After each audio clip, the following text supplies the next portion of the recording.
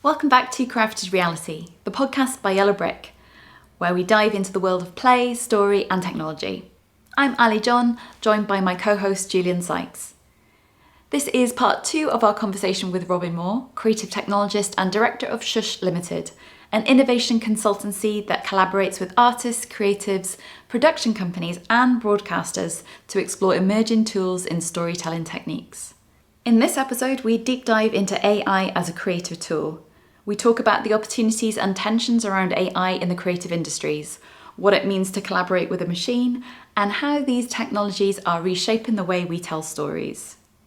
Before we jump in, a quick reminder to like, subscribe if you enjoy the show. It helps us reach more listeners like you.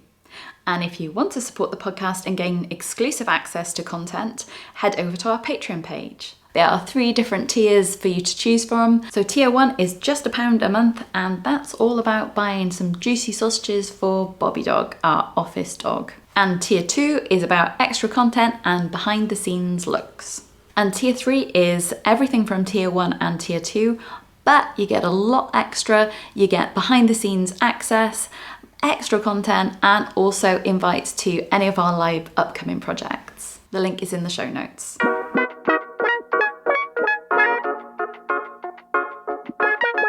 I guess talking of AI tools, because before the podcast we were having a chat about it. How do you use that within your own work? Because you've done a few projects with generative AI through SHUSH. Tell us a bit more about those projects, and then how do you use AI generally as a tool within R&D and within projects that you might be working on now? Yeah, so the first thing is that I do just see it as a tool. And that's I think the difficulty with AI is where people see it as a magic bullet kind of. Yeah. One press and I get what I want. I don't need a copywriter or a design director anymore.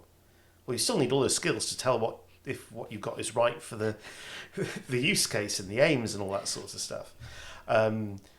Once you get over that, it helps because it means you feel a little less like it's taking your job. And I got really addicted to the image tools. Like, my partner will be sitting second screen watching TV, as we said earlier on, and not really watching Game of Thrones properly. And go, what are you doing? Because she's playing games, and I'm generating images because you get that thrill. I'm looking for the happy accidents. I'm looking for it to do something I wasn't expecting, and slowly creating a visual language around something, and really to make one illustration. I've done some decks of cards for a game, and I wouldn't pay an illustrator to do that. So I'm not taking away work that they would have done, because I see myself as having enough artistic skills to do it. But actually, using an AI, my illustration's a lot better. But I probably to make a deck of, say, 70 illustrations for a deck of cards, I probably made 3,000 to 4,000 images. And then I'm going to Photoshop and tweaking the bits that I wasn't getting out of them that I wanted. And I'm obviously over that, I've learned how to use the tool. I've learned how to use images as part of the prompting. So I'm actually having stuff come out of it and go, that's the style I want. I've at last got an image that's the right style. And then I'm putting that back in the other end and slowly working it through. And that is a whole set of skills in itself that people learn. I've learned I met a couple of graphic designers. I don't know if you do it, but who they really learn how to use these tools to be able to get it to do things that they just would go, I wouldn't have thought of doing it in Photoshop because it just doesn't work with the Photoshop way of working. But I can do it in this. And for me, the only artists who work in the area are the people who do stuff that doesn't look like the AI at all. You don't even realise. You think the AI doesn't normally do that. How the hell did they get that out of it? And that's all right. But in terms of, so I'm kind of using it more as it's allowing me to broaden my creative palette and do stuff that I dabble with, but I know I don't, I kind of have the critical eye, but I don't have all the skill set to do it. And that ability to go, I can now do stuff within that sphere. Still a bit playing, I'd still be careful. I mean, I always tend to, particularly with my own design work, I always go to another designer to get it. That bit of extra tweaking, there's always some alignment or some layer to the visual creativity that just having that second pair of eyes of it, they just lift it. And I love that moment where they just come back with a slightly different colourway or a slightly different thing. You go, no, that is better. That is better now than it was. You know, it might. I don't know whether it's just you look at something for too long or whatever. Yeah, you get lost in it a bit, don't you, and lose and all objectivity. It's the danger of tending to be technology led. Yeah. That you have to put that critical moment in. Yeah. Because it can lead you to an aesthetic that actually is done. Yeah. Because in the end, the AI tools have all learnt aesthetics. They've learnt writing from the stuff that's already there. So you have to give it that extra kick, don't you? Mm. I mean, and there are techniques for doing that with prompting, where you just put some random words in the prompts and you just do some other stuff. You know, like I've seen people with visual things. They take these mathematical equations to make these kind of weird colour kind of phasing images, and just pop those in the prompts, and it just lifts the style so much because the AI's got something to work with that just is properly original. Yeah. Because there is a real danger that you're just putting in stuff that's already in the training data, you know, and that's just kind of a bit weird. Does that kind of answer your question? Yeah, it does. Yeah. What other projects are you working on at the minute in Shush? What have you got on the slate at the minute, or can you not say? That is difficult because a lot of them are still in progress. They are projects in progress. What's the project that you're proudest of that you've done so far? What I can mention, but it's more proud because I use the AI to do stuff that I wouldn't have done otherwise. I do a lot of talks about AI, and so I used to have them as prompt battles where you'd get people to make images during the talk. And it started off as being I literally had to have 2 Mid-Journey accounts, some Mid-Journey image processing stuff, and I'd have 2 laptops in the audience, and we'd pick 2 people, and I get the audience to come up with a thing, and it nearly always be kittens or puppies, basically. Of course. Of course, yeah, and then go, okay, so where are they? Oh, they're in space, nearly always, but not necessarily. And what they're doing, or what are, another defining feature. There are sharks there, or they're playing football, or something like that. And then we basically challenge 2 of the people to try and prompt. So while the talk's going on, they might have 10 minutes, 15 minutes in the background where they can try and go, okay, how the hell do I prompt that to get a good image out of it? And creative people will, they'll do it. Okay, so I want a kitten, but I want it to look like a mural by Giotto. So it's got that kind of ecclesiastic kind of, this is a new god kind of thing, but it's a kitten god in space or whatever. And then you then get the images back, and everyone will go, bloody hell, you made those images. And these people have never done it before. And they've learned about prompting. We talk a little bit about the prompt. Great. And I started getting a bit more complicated because I kind of wanted people to use images as prompts as well, and that was harder to do. And there's only a few people doing it, so there must be a better way of doing this. So I asked ChatGPT whether or not I could build an app to do it. And I've now got an app that everyone in the room can QR code, and they can all play at the same time. And then it comes onto the presentation deck, so we can compare. They can star their favourite one, and everyone can put one in. That's and amazing. Then we can go through, and then we can talk about what the prompt is. But now I can also, part of that talk, I do certain challenges that get people to think about where the edges of the biases are, and how prompting. We shouldn't see prompting as a restriction where we're kind of trying to funnel all of our ideas into this one little bit of language. We should think of it as an experimentation, a piece of R&D, where we're giving it lots of things. It's a bit more like giving it a mood board and then responding to it and going around in cycles. It's a process. It's not a magic bullet. It's not a thing. So it's not about getting the whole prompt right. It's about doing all these bits. You might end up with a prompt at the end. This is the perfect prompt for that thing, but you come to it by that kind of discussion. You are collaborating with the AI. You're not using it just as a dumb thing almost. Yeah. That's makes it feel too human. But this app now, I've started going, it's quite interesting now. And I can put comic things on it as well. So I've started building comics, and it's slowly becoming something that I might productise this actually, because it's a really good tool. Not just for teaching AI, but you can use it as quite a funny game. Yeah. So you basically go, right, I want you to come up with cartoons. They're going to be cute and clever, but they're about what you see as the future of cats in immigrant infested America. I don't know if you remember the bit where they claimed that immigrants were eating cats. Yes. I was thinking, cats are eating immigrants now, or something like that. And you just give people that as a challenge. They have to try and come up with, well, what would be funny? Do you go down a Far Side cartoon route? Do you go down, do I just go with surrealness? And they can generate the images and put speech bubbles on and stuff like that. It starts becoming, this is kind of a Cards Against Humanity kind of game. Yeah. And I'm quite, that's one of the few times where I keep on coming back to the thing. And I'm actually going, right, a prototype. Like, how can we add to it kind of thing? Yeah. Well, and how do we simplify it again where people feel confident enough about being funny? But often these images are funny. Yeah. And I also now do it so that you can, I've gone back to the tool, so now you can turn the image into a video at the end. That's very, very cool. And it's that idea that I could do all of this and it's actually cheaper than having the Mid-Journey accounts, which is the great thing. Yeah, which is just me being a bit, you spend a lot of money on doing presentations. I have to spend more on the presentation than I get paid for it. It has been known to happen. But I suppose I get enthusiastic about that. But it kind of shows a creative journey as well, in that I am still just playing with, can I do this? Can I do that?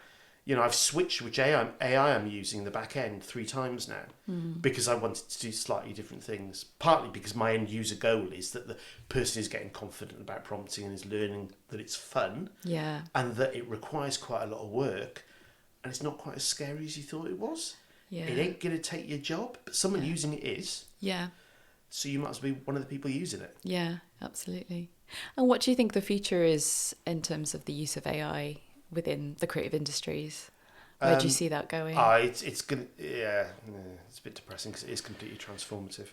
So change is always painful. I don't think it means the end of art or the end of this or that. Just as we still go and watch cinema, and people still knit. You don't need to knit. We do it because it's but do some things that we see as creative arts at the high end slowly become more and more seen as crafts that we do because they're lovely experiences to go to in person, and we see them as a slightly different thing because everybody can actually make an equivalent online on because you just use AI to do it. I mean, I am waiting for the AI tool that will just go, I had a dream last night. It's really boring talking about your dreams, but showing someone it is really interesting. We're going to get that soon. The AI tools quietly and almost in the background, I think, as always happens, the journalistic, the news cycle moved on, and they're getting more and more powerful. I mean, the ChatGPT was kind of multimodal, where you could kind of ask it for images and it would use DALL-E to do them. Now they've actually got images in the training data, so you can start give it images and ask it, where is this image from? There are examples of people uploading menus and things and going, where would this restaurant be? How might I backwardly engineer this meal that's on my plate? Things like that.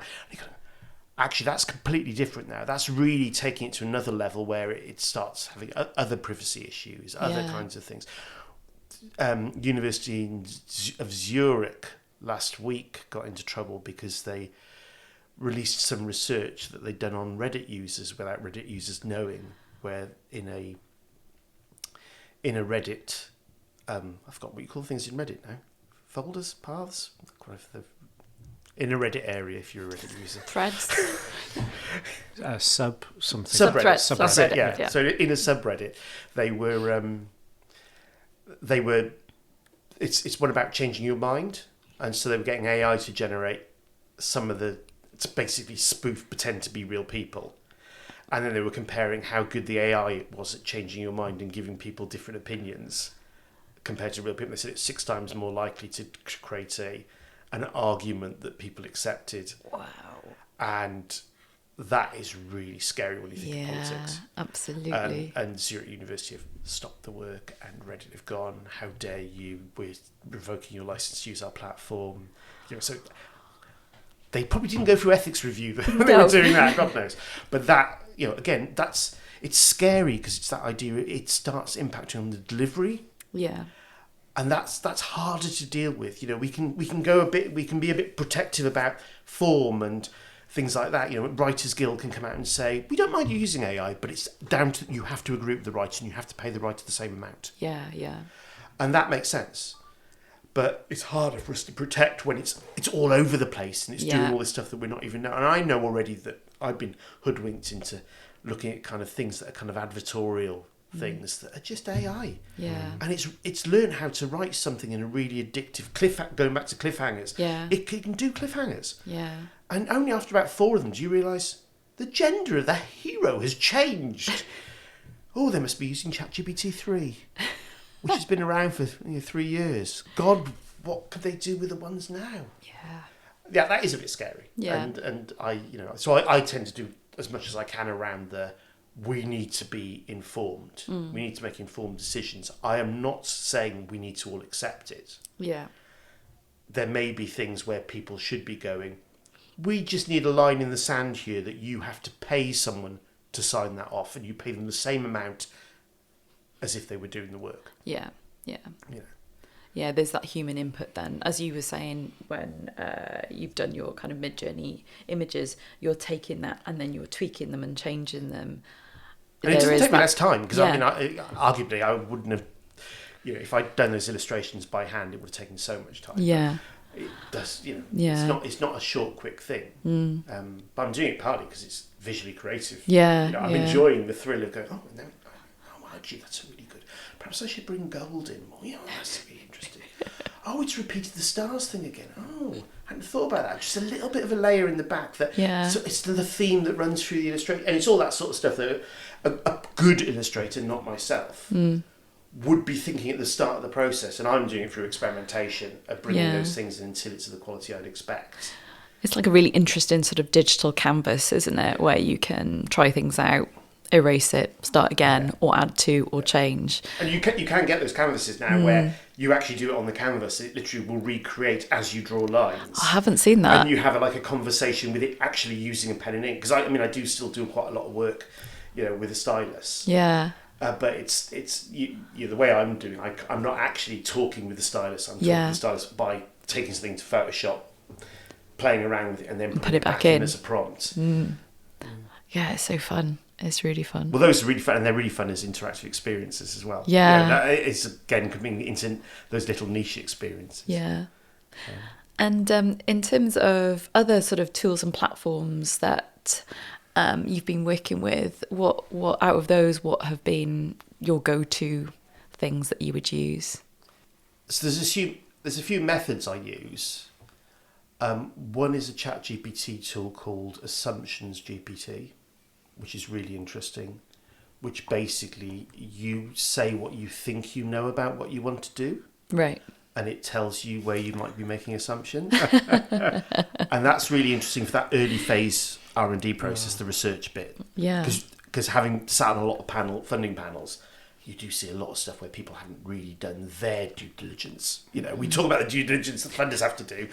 When you're putting a pitch in, you do actually have to know what you're talking about. Yeah. And the worst thing, the sure way of not getting through often is basically saying, hey, we've got this wonderful idea, and you just do a quick Google search and you find the same thing that they're saying they're going to make. So there's that, but you can do it at levels beyond that where it just goes, you're making another assumption there.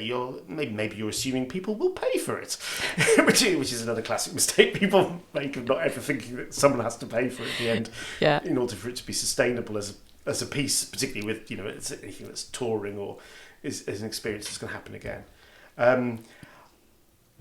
What other things do I really come back to? I visualise stuff a lot in mind maps now, so I use a lot of flow diagram tools because it's a way of me, when I'm on my own, imagining I've got more people there, and it forces me to do the critical bit that moves us more towards delivery and away from the original thing. And I find there's a certain headspace I can get into, usually late at night, where I can kind of internalise the teams I'm used to working with. Yeah. So where you don't have that team, you have to kind of internalise it and almost have a conversation with yourself about the piece. The other tool is writing narrative descriptions of user stories. I find really useful with that kind of idea of just going, how would I explain it to someone else? Well, what would this look like in 2 years' time, and writing that user story. And it's the sort of thing that everyone says, oh, you should do these things as set processes. I actually find that it actually is useful, And are you typewriting or are you handwriting? I tend to type a lot of that stuff. I don't. The flow diagram thing, I used to use a lot of flow tool, like I was using Penultimate, which is kind of connected with Evernote. But I found I don't go back to it as easily. It's harder to search, even though in theory you can, character recognize everything and stuff like that. That's an area that I'd like to get a better habit, because some people are using note tools that that allow you to kind of mix those worlds, because sometimes you need to go back and just rejig something. Yeah. The other thing that this is really recently I've been doing a little bit is ChatGPT can make flow diagrams. So you ask it to make Mermaid ML, which is a markup language, and then you can just paste that into a Mermaid, which And will it kind of just which visualize will it. visualize it. And I find that quite useful, because you tend to oversimplify things, and it makes mistakes, and in correcting those mistakes you realise, oh, actually there's something else in here I hadn't thought about. And I quite that visual mapping of stuff works more with the way I think about things in my head. Yeah, because I think I'm writing a script at the minute for a video about the creative process, and I think it's almost like it's gone full circle for me. I think I had to initially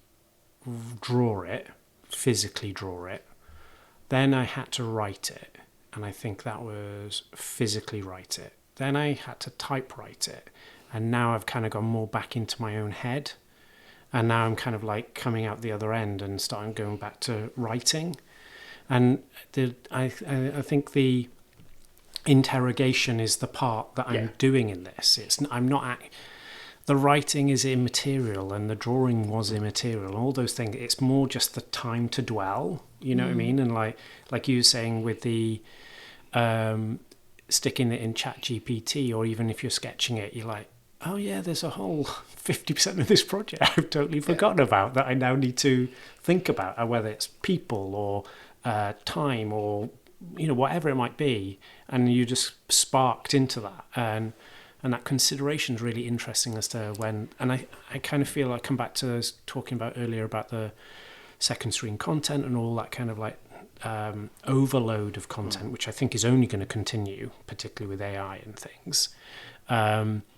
Almost doing the reverse, physicalizing those bits, bringing your muscles into the memory, because you feels like it's starting to become actually, for me, more important somehow, because otherwise I'm treating it as content almost, if that makes sense. I'm just treating it the same as everything else I'm consuming, or maybe more accurately, it's more consumption. My ideas are consumption, and then I'm like, oh yeah, and I can't almost tell if that was my thinking or something else. I don't know. It's quite hard to. When you say your ideas are consumption, just drill into that. So I guess when we were talking earlier about the idea of a moment, I'm getting a bit more like I'm starting to experience content a bit more like a dream. I think, where the difference between what I'm consuming, what I'm thinking about, and all those things all become kind of like smudged together. And the only way I can kind of take that out of that is by physicalizing it. And so there's this bit where I'm kind of like, I need to hold on to that. And the only way I can do that is by literal notepad and pen currently. And I do have a notion, and some of that is working a little bit as well, that I like the way that works. But I think the rest of the idea and the consumption and the content and all that kind of stuff, I find it hard to... I don't think I'm ever currently or often focused because of that second screen thing. Like we're watching TV, you're on your phone. Because I've started trying to put my phone as awkwardly far away as I can when I'm sat down watching TV now, like really awkwardly far.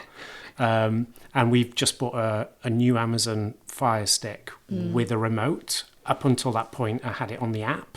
On the phone app. Yeah. And that's just death. Yeah. You're like that. Okay, now I'm in Instagram. You're like, you know what I mean? So I don't know. I feel like I'm almost at this cusp where I'm trying to revisit some of the old ways of working for myself to then punch forward again.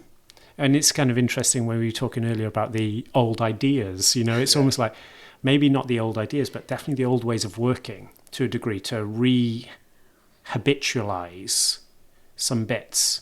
I don't know if that's a thing, but I just feel like it chimes with me as a process. Partly, I see it as a rapid prototyping nature. You're just swapping the modality of the idea as a way of experimenting with it. Yeah. But also, it's. Oh, I've lost my chain of thought now. There's something that coming off that which I found really kind of that thing of looping back and ideas. Because I'm not as critical as you are myself. I look at other creative stuff quite a lot, but I find it quite hard to see what my process is, and I had to think about it a little bit. What is it? And I've got certain tricks, but I was trying to collect creative techniques mainly through creative facilitation. I was originally coming up with I'm going to do 101 creative techniques. The classic things you get for unblocking and all those sorts of stuff. I ended up collecting when I actually decided to consolidate and go, oh, have I got time now to actually take... I had about 190 of them. Wow. And there are so many, and some of those are like things like Scamper and all these kind of acronyms. That there's a whole load of things to unpack in single ones. But what I found interesting with those was a lot of them actually contradict each other. And that's an interesting bit of this kind of using old techniques thing. You almost... Being creative is partly just going to that box of tools and grabbing out different tools just to see which one gets you either past the challenge or to originality. Sometimes it's not the challenge that's the problem, it's the having a different way of looking at that challenge and finding those right tools. I mean, I've been at a facilitation session where this guy from Google tried to use meditation as a technique, and now that's down as a proper technique, like you use meditation, you do all this to relax the mind. But he did it with a group facilitated workshop, which as facilitates yourselves, you can imagine, completely took all the energy out of the room. It was one of the worst things I've ever seen. They probably paid quite a lot of money for this guy from Google to come and do this thing. It was just like, what the hell is he doing? All of the techniques I'm used to using were all around trying to get the energy up in the room and trying to lower the quality threshold, basically, trying to get you to go, don't think about quality, just think about just get out there and have the crazy and all that sort of stuff. And he was getting us to be really introspective and introverted, thinking of introverted more as that kind of idea. I'm dealing with the data within. I was like, that's really weird. But it is actually, if you look at the literature, there's a lot of people who swear by it as a technique because there are a lot of different creatives out there. And it just wasn't right for that context. Yeah, that's really interesting. I think and different projects require often different things or different approaches. And I think I'm a bit like you. I really find it hard when I'm at the computer to write something because I'm editing in my head already. So I'm trying to get this idea of perfection onto my screen through my keyboard. But the notebook and pen allows me to be messier. I don't know why or for whatever reason, but I don't know, there's a bit more freedom to it. It's a rule you've made yourself, isn't it? It's absolutely a rule I've made. I'm looking for perfection when I'm typing. So when I'm writing like funding applications, I'm revising it in my head, I'm editing, and then I'm writing. So it takes me ages. But that might be quicker though, because one of the dangers with AI is what people do is they get the AI to write a version. Right. Because it's so quick at doing that first step and they're scared of it. Yeah. Because they're trying to do it all in their head. Yeah. And get it perfect. So they go, blah, blah, blah, prompt. Yeah. AI writes it with no emotion, no spirit to it. It hasn't got that idea. It's great at writing, but it just doesn't have any personal flair. And then they spend hours editing it to put all of that stuff back in. Yeah. And it is one of those weird things where with some things it's faster, some things it isn't. I mean, at least it makes a start. I mean, that's also another thing I find difficult is starting something. Yeah. Absolutely starting something. There has to be something. I'm better at somebody starting something and then me being able to go in and then run with it. But then equally, I think writing stuff down, I think is how maybe back in the day when I was at school is how I would learn. I'd read something and then I'd kind of almost write it back in my own language in a notebook and I'd kind of go, okay, so that's now imprinted in my mind and I know what I'm doing, sort of thing. And I think that's the same then creatively. If I kind of put something down in a notebook, it's from my brain and it's that physicalization of those words and then it's more likely then to stay within my mind than if it's something that is is totally for typed. the majority of people, it is. Yeah. There's something weirdly different about the act of writing compared to the act of typing. Yeah, and it's it really... might be to do with the way we read it as well, as you sort of saying. It's kind of like I think consuming it like it's someone else's content. In that. It's almost too slow, isn't it? It's forced. When you're handwriting, there's a slowness to it. Yeah. Which forces you to dwell. Yeah. I think. I mean, let's go on the assumption GPT, and it'll say this is bullshit, Julian. This isn't a thing. But it's almost like you can only go as quickly as your hand can go, and therefore maybe your brain is working quicker than that, and therefore you're kind of doing that. I don't know. I feel like it'll be really interesting. I think the thing I'm very interested in seeing is whether AI helps with that. I don't necessarily mean knowledge, because I think knowledge is more of a kind of thing that isn't quite necessary to a degree anymore. But I'll make up of two words together, like craft knowledge, if you like, a known through physicality, and whether that it helps with those things.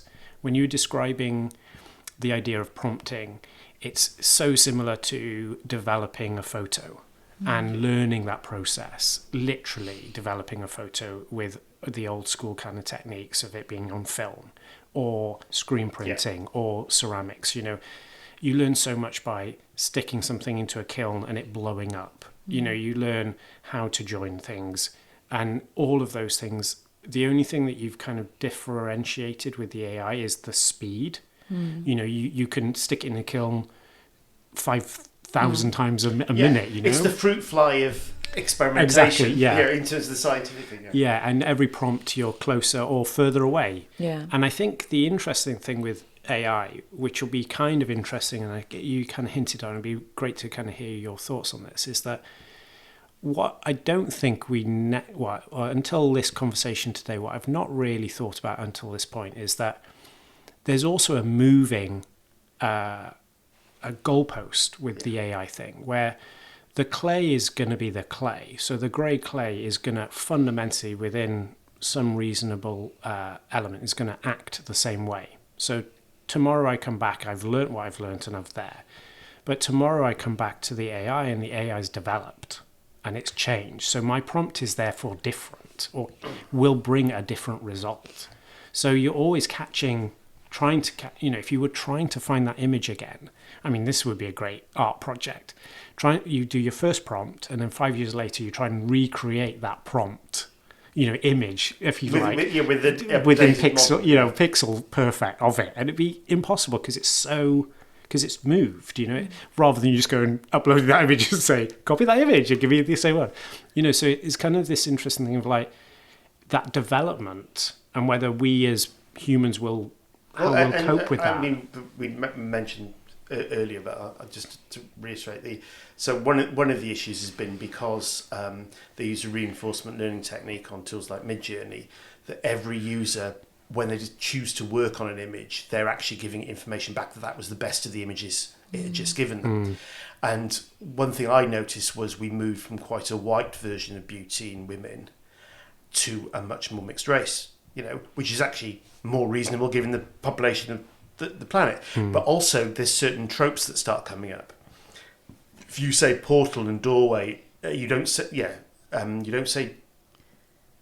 circular, but it will always, the portal circular. But if you put someone in front of it, you'll always have them looking into it, but with their back to you. Yeah. And not always, but I started messing around with a whole load of prompt names like that, and it came up with again and again this certain composition was coming back. And it was just probably over there in the training, but it could have been this reinforcement learning, putting it back in. Now at the moment, if you use particularly offline AI tools, but if you use one of the tools where it allows you to control the whole tool, so you choose which model you're using, you select the seed, you select the number of steps it's going to use to do it, so how long it's going to take in kind of the longer time, kind of more quality, but you start burning out after a certain period, and you use the same prompt, you actually do get exactly the same image every time. It's almost a compression technology when it comes to that. It doesn't, that's why there's a copyright issue there, because if someone else happened to put in all those things the same, they would get the same thing out. So it's not, which is why you can't create, at the moment, the way that UK and US law have gone, is you can't copyright the output of those sorts of machines. You have to put some human stuff on top, which is a good argument for human designers to say, yeah, we can use AI, but we're going to have to use it because we have to do work on top of it. Otherwise, you can't actually trademark your logo because your logo someone else could generate that completely accidentally. So, but it is really interesting what you're saying, that all those tools are moving, and I find that quite frustrating. Obviously, I can set it in time because I'm using offline tools, so I'm not necessarily using the cloud, which is also more environmentally friendly potentially, if I know what I'm doing. Because I know what the computer is and I'm using renewable energy, it's easy to control that sort of stuff. But you can, in those things, you can say exactly what model, and in those, it's a different creative technique. We talked about the one where you might draw and it's responding constantly to your drawing. There's me going back and forth, back and forth, back and forth, back and forth, back and forth. The other technique is that you build pipelines. And so you're slowly adding to the pipeline. It's much more a visual effects way of working, where you need to work on multiple frames. You don't want to do it. You don't want to go in like Photoshop each time and touch it up and then go next frame. Oh, got to touch it up again. So you create like a pipeline of tools that are looking for certain things in the image. They're treating that in a certain way. They're bringing in certain different sorts of image prompting, if you like, the style inspiration for the thing, and they're bringing these things in and ending up with just in a single image after like half an hour. The image comes out at the end and you go, I'm just going to tweak. Yeah. What it's doing at this point, it's understanding of the meaning of this concept or something like that, and tweak it out. And so you can do it like that as well. So hopefully that gets away around the history thing. I think there is something, I just find it artistically, the birth of a new technology generally delivers crap art because you end up with an aesthetic that everybody can do within a year, and then everyone gets bored of it. But I'm actually hankering for some of the horrible stuff that we were getting out of some of the early tools now, because it's like stuff now is a bit too clean. Had an edge, didn't it? Had an edge. You know what I mean? It's going to be interesting. It really is. I think. Interesting times for the creative industries, and I think interesting. My wariness is not for the creatives. I think it's for the people with the money. The ones that will not see value, and will just go with the cheap, effectively as they see it, free options. And I think then the dearth of content and the dearth of design and stuff, in terms of there just being so much pumped out. You might find there's a move in house, but there'd still be jobs for the people, because you still need the person there who's going to say whether this was good enough or not, and that is definitely a danger. It's the sort of change we'll see, and generally, and this has already happened with other AI tools like optical character recognition, which just allows them to, you fill in the form in handwriting and it texts it. There are roles I've seen at the BBC. We used to have production coordinators. Used to have one or sometimes two per team. If you're working on a big project, and they'd be doing all your expenses, all of these sorts of things. All that's disappeared, and it's mainly disappeared because you don't need a human to read the thing. You don't need to post. It's all become digital, but it's become digital because the bit that's paper based can be digitized so easily. So all your expenses now, it sucks them up. It works out which line is the VAT. It does all that, and that has already shifted all those jobs. So now you get one per department, maybe, or maybe two departments share one. So that the numbers of roles gone, and the role hasn't disappeared. And what you're getting is the producers are now doing half that role themselves, because they're having to go and upload all these documents into. So we just change the place that the jobs have happened with through the AI automation. What you hope is that those things like OCR and the digitization has meant more work for other people. Suddenly, everyone's getting to sign contracts and documents because it's so much easier to do it. We're freelancers. We would have just shaken hands to go, okay, you agree, that's the rate, okay, maybe send me an email, sort of thing. Now, the number of people who want me to send NDAs and contracts and stuff like that. So what you get is this shift. Most technologies, they have this shift. The problem is it's painful, particularly for the people who've been in the game for a while. Because either you're young enough to take on board the new technology and to find yourself your new niche, or if you're lucky, you're my age where you're starting to go, I could ride this out. I mean, I haven't because I really enjoy the technology. But you could ride it out. So you'll get the people right at the top of their game. They'll just go, no, this is all evil because I want to protect my centre of excellence kind of thing. And they won't do it. But the youngsters, as long as they get their heads around it, they'll be completely new jobs. And social media did this, We've all got SEO experts and social media writers and copywriters, and a lot of them are going to be, now using AI to do all of that because it's great at doing it. But all those jobs weren't there a decade before, and we'll just have new prompt engineer, kind of new sorts of writers. Hopefully we'll have a lot more content for niche audiences. Representation will get better because we can generate it all. Yeah. We can generate a lot more live content. So in terms of kind of particularly immersive theatre, we suddenly can do some really interesting stuff with. You've just got live actors now that you can give. Do you do it in the actor's ear where you've got the exact perfect world that matches, maybe is sinking in with a question that someone over there is asking live, and you go, oh, that's an interesting direction for the story to go. Okay, these other actors are now going to tweak their, and you've got all of that sort of stuff happening. Those are new tools for us. As long as we remember that it's not the making the thing, it's the making the feeling or change in opinion or whatever you want in the audience's mind. Going back to the stuff we were talking about at the beginning, the idea of making those little pastiches or vignettes, they're the only things you kind of hold close, and they are in effect just incredibly dynamic feel-based workshops or provocations that you hope and have tested with people bring out a response. But or you do not know what and cannot control what that response will be, but you will react to it. Yeah. And you will not then go, can I just inform you and take you back to the third response because you've not done the right response that I was expecting? You know what I mean? But AI could really give you that. I get really excited by the idea of controlling those responses. Of actually, what does set piece come from? In what kind of world do we use? Because when you talk about because I often think of them as set pieces. Yeah. So you have flexibility and then you have the set pieces. Yeah. Yeah, I guess they're your anchor points in the story where you can allow places to come back to, and then you've got that flex between them, haven't you?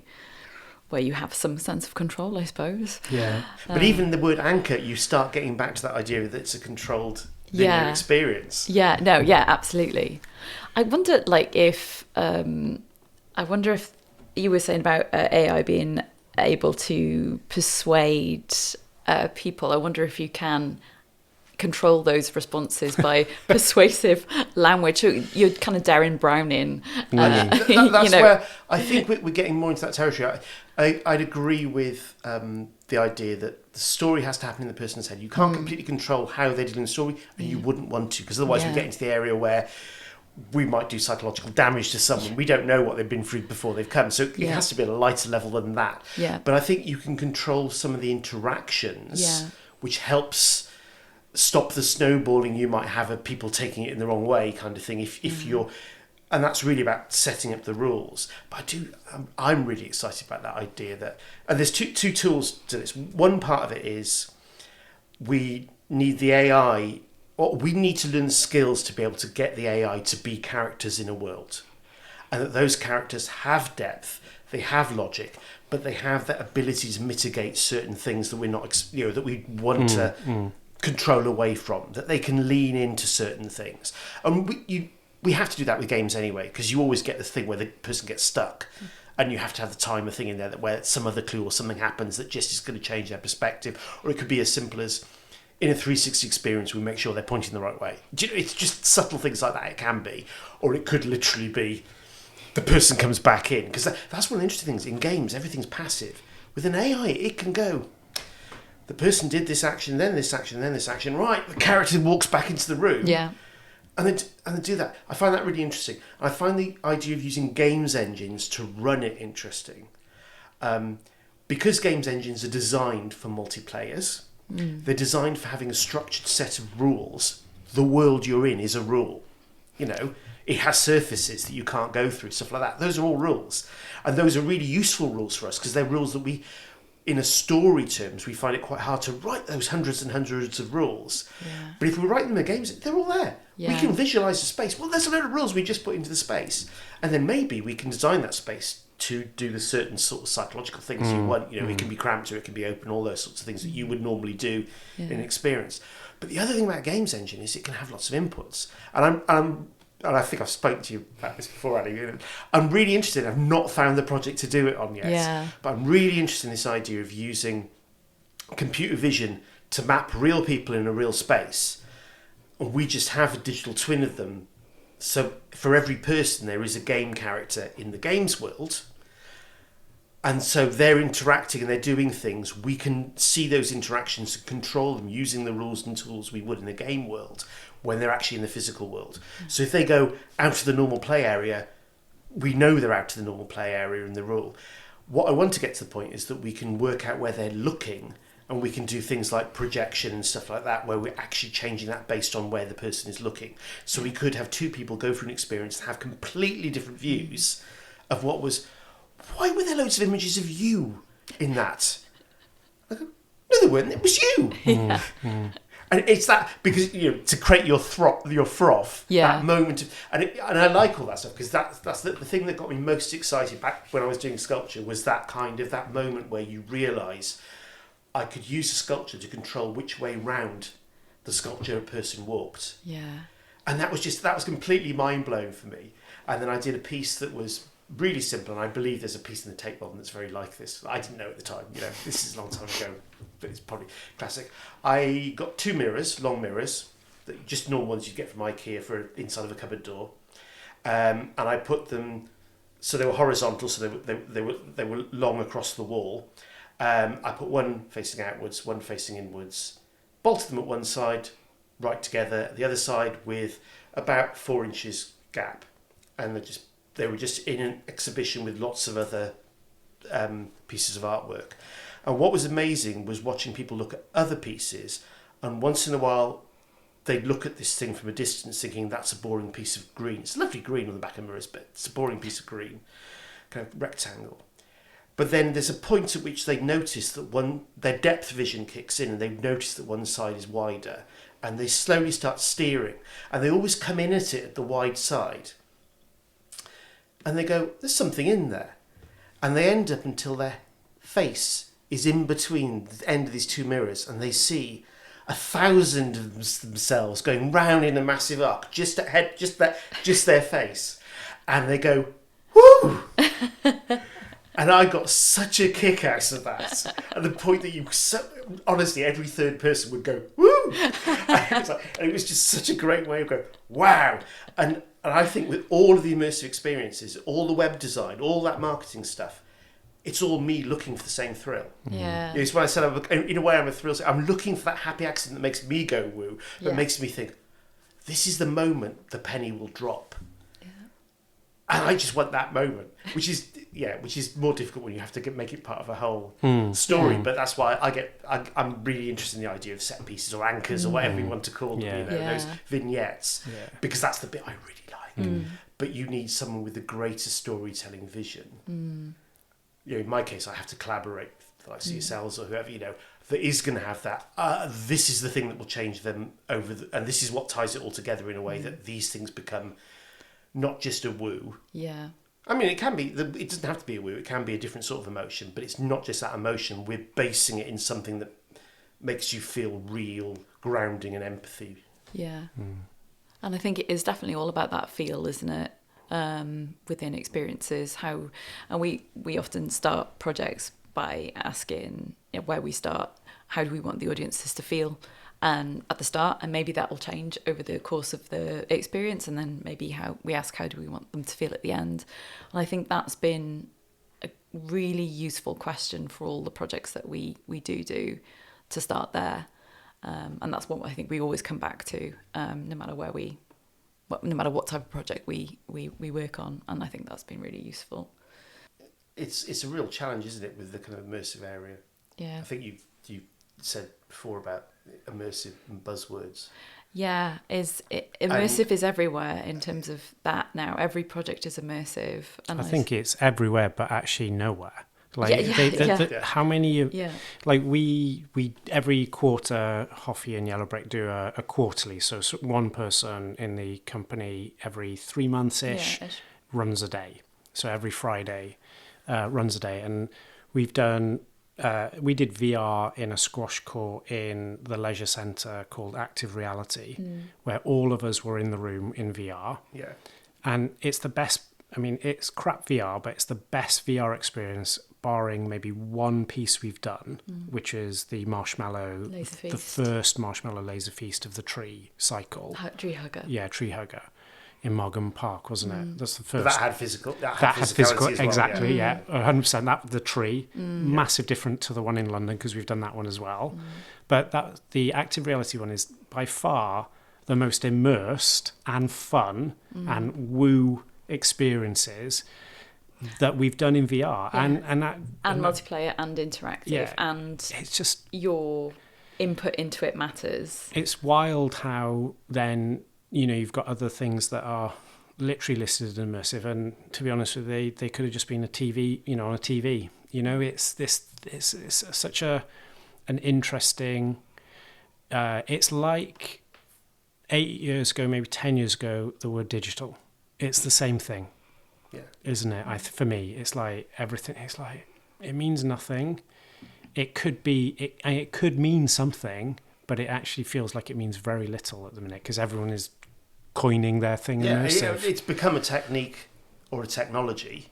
It's not even that. It's not even a framework where you can say, oh, that means you're using this library of platforms. Because often people will say about stuff that, and I think there are two reasons for that. One is the messiness of the technology. It's the point that people just getting it to work sometimes. You think, oh, I managed to get that to work. Yeah, but that's not the same as having the end user goal. And that's what we have to remember is immersive is personal, right? It's a user experience word. It's not a work about the artwork. Yeah. It's a word about the person's take on the artwork.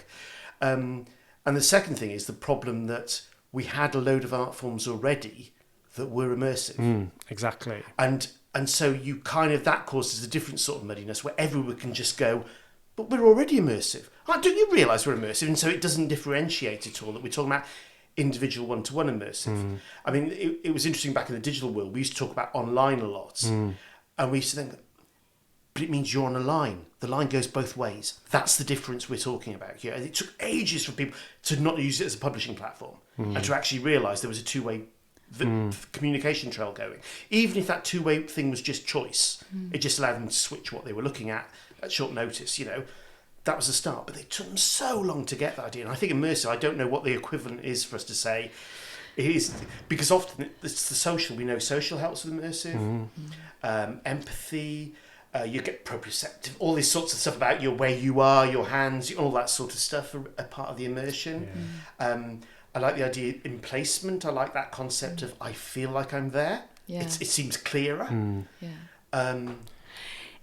Is it a single-pointed focus as well, that I am solely within this piece and my mind is not diverting anywhere else? That's the use of the word, isn't it? Yeah. Immersed. Yeah. That you're.